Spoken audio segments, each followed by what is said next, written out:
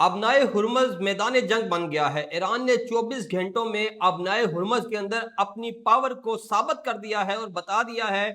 کہ ابنائے ہرمز کا کنٹرول ابھی تک ایران کے پاس ہے، اور امریکہ جو دعوے کر رہا ہے کہ اس نے اسٹریٹ آف ہرمز کا کنٹرول سنبھال لیا ہے، وہ دعوے یکسر غلط اور پروپیگنڈا پر مبنی ہے۔ دوسری جانب پروجیکٹ فریڈم لانچ کیا گیا ہے ٹرمپ کی جانب سے، اور ایران نے 24 گھنٹوں کے اندر اندر اس پروجیکٹ فریڈم کی ایسی تیسی پھیر دی ہے۔ اس کے ساتھ متحدہ عرب امارات سے شرارت کرنے کی کوشش کی گئی اور ایران نے اس کا بھی منہ توڑ جواب دیا ہے۔ نہ صرف متحدہ عرب امارات کو منہ توڑ جواب دیا ہے بلکہ بھارتی شہریوں پر بھی قیامت برسا دی ہے ایران نے، اور ایران نے کچھ ایسے لیتھل قسم کے میزائل فائر کیے ہیں بھارتی شہریوں پر، متحدہ عرب امارات پر، فجیرہ میں، کہ قیامت برپا کر دی ہے۔ اور اس کے ساتھ ساتھ ایران نے صرف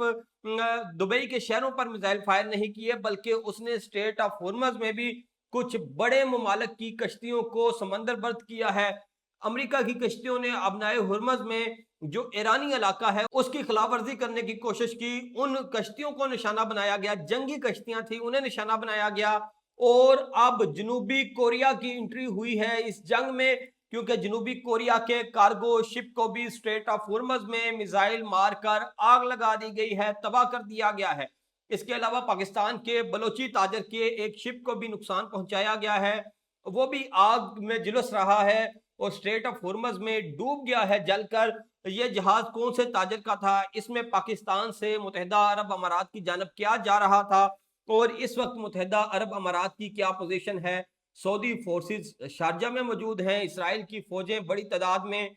پہنچ چکی ہیں متحدہ عرب امارات کے اندر، ایران نے عرب امارات پہ حملے شروع کر دیے ہیں، اسٹریٹ آف ہرمز نیا میدان جنگ بن گیا ہے، 15,000 امریکی فوجی بھی پہنچ گئے ہیں، 100 سے زائد طیاروں کو تیار کر کے مکمل طور پر لوڈ کر کے آس پاس کی بیسز پہ پہنچا دیا گیا ہے۔ کچھ بڑی ڈیولپمنٹس ہو رہی ہیں، اور ایسی ڈیولپمنٹس ہو رہی ہیں کہ یہ خطہ دوبارہ سے آگ میں جلتا ہوا نظر آ رہا ہے، اور اس کی ساری جڑ جو ہے، جس کو کہتے ہیں کہ مسئلے کی جڑ، وہ جا کے ملتی ہے اسرائیل کے فرنٹ مین، امت مسلمہ کے غدار نمبر 1، شیخ الشیطان، شیطان العرب، یو اے ای کے ہاں جا کے ملتی ہے، اور اس کے پیچھے اسرائیلی لابی کا ہاتھ بتایا جا رہا ہے۔ اس وقت کیا معاملات ہیں اور جاسک جزیرے پہ کیا جنگ لڑی جا رہی ہے، اور اس کے ساتھ ساتھ دبئی کے اندر، متحدہ عرب امارات کے اندر اس وقت کون سی جنگ جاری ہے، اور امریکہ اور اسرائیلی فوجی بڑی تعداد میں یہاں کیوں پہنچے ہیں، کچھ حیران کن تہلکہ خیز تفصیلات سامنے آئی ہیں، اور جنوبی کوریا نے بڑی سخت وارننگ جاری کی ہے جس سے اس پوری جنگ کا پانسا پلٹ جائے گا۔ ایران اور امریکہ جنگ اب آپ کہہ سکتے ہیں کہ اسٹریٹ آف ہرمز کی جنگ بن گئی ہے، اور جس طرح آپ ایک محاورہ سنتے ہیں کہ بیگانی شادی میں عبداللہ دیوانہ، تو اب اس میں آپ یہ کہہ سکتے ہیں کہ بیگانی جنگ میں، یعنی کہ امریکہ اور ایران کی جنگ میں، متحدہ عرب امارات دیوانہ، جس نے کسی کے گھر کی آگ کو، کسی کے گھر کی جنگ کو جان بوجھ کے اپنے گھر میں لایا ہے، اور اس آگ کو اپنے گھر میں لگایا ہے، اس جنگ کو زبردستی اپنے گھر میں لے کے آیا ہے متحدہ عرب امارات۔ تمام تر تفصیلات سے آپ کو آگاہ کرنا ہے، میں ہوں یاسر جلال اور آپ دیکھ رہے ہیں آپ کا اپنا یوٹیوب چینل۔ امریکہ نے یہ اعلان کیا کہ اسٹریٹ آف ہرمز میں اب امریکی نیوی کا مکمل کنٹرول ہے، اور دنیا کے جتنے بھی جہاز اسٹریٹ آف ہرمز میں پھنسے ہوئے ہیں، جو ہرمز کی اسٹریٹ ہے وہ بند کر رکھی ہے ایران نے، اور اس کی وجہ سے جتنے بھی متاثرہ ممالک ہیں ان کے جہاز ہیں اس کو ہم بالکل فری یہاں سے گزاریں گے، اور امریکن نیوی کی قیادت میں ان کے زیر سایہ یہ جہاز یہاں سے گزر سکیں گے، اور اسے نام دیا گیا پروجیکٹ فریڈم کا۔ امریکہ نے یہ پروجیکٹ کا اعلان کیا، لیکن 24 گھنٹوں کے اندر اندر ایران نے اس پروجیکٹ کو لپیٹ کے امریکہ کے حوالے کر دیا ہے، اور کہا ہے کہ یہ اٹھائیں اپنا پروجیکٹ اور یہاں سے چلتے بنے، اور پاسداران انقلاب نے یہ ثابت کر دیا ہے کہ اسٹریٹ آف ہرمز میں صرف ایک شخص کا کنٹرول ہے، اور وہ ہیں سپریم لیڈر آیت اللہ مجتبی خامنئی، اور ان کی اجازت کے بغیر اسٹریٹ آف ہرمز میں کوئی بھی جو پرندہ ہے وہ بھی پر نہیں مار سکتا۔ امریکن نیوی تو بہت دور کی بات، امریکن نیوی نے 2 جہاز بھیجے جاسک جزیرے پر، جنہیں پہلے وارن کیا گیا IRGC کی جانب سے، جب انہوں نے پیچھے مڑنے سے انکار کیا تو پھر ان دونوں امریکی جہازوں کو، جنگی جہازوں کو نشانہ بنایا گیا، ڈرون سے نشانہ بنایا گیا، تیز رفتار کشتیوں سے نشانہ بنایا گیا، اور اس کے ساتھ ساتھ کروز میزائل سے نشانہ بنایا گیا۔ जब ये जहाज ईरानी नेवी का निशाना बने, इनमें नुकसानात हुए, तो ये जहाज फिर वापस पलट कर गल्फ ऑफ ओमान में चले गए। जिसके बाद से जो ऑपरेशन था अमेरिकन नेवी का प्रोजेक्ट फ्रीडम, वो मलिया मेड हो गया। और फिर इस ऑपरेशन का नाम सुन के, इस प्रोजेक्ट फ्रीडम का नाम सुन के, जिन ममालिक के जहाज़ों ने स्ट्रेट ऑफ हुर्मुज़ में नकलो हरकत शुरू की और उन्हें ये लगता था कि अमेरिका बहादुर उनके